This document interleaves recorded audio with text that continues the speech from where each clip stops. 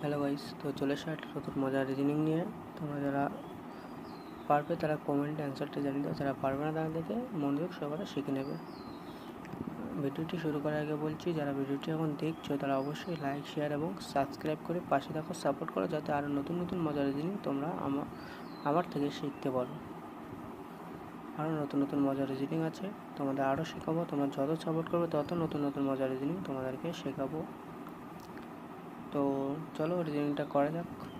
দেখো, 1/2, 3/4, 5/6, 7/8 অ্যান্সারটা কীভাবে আসবে। তো 1/2 থেকে 3/4 কী করে আসলে সেটা আগে দেখি।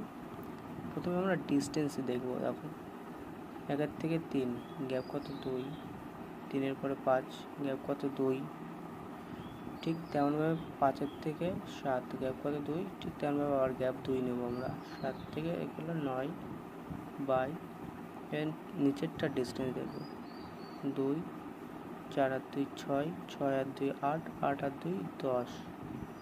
তাহলে আমাদের সঠিক অ্যান্সার হবে 9/10। অপশান দেখো ডি, অপশান ডি আমাদের কারেক্ট অ্যান্সার হয়ে যাবে। এই রিজনিংগুলো এমনভাবে করতে খুবই সহজ রিজনিং। তোমরা অবশ্যই লাইক, শেয়ার এবং সাবস্ক্রাইব করে পাশে থাকো এবং সাপোর্ট করো আমাকে আরও নতুন নতুন মজার রিজনিং শিখতে। Bye guys.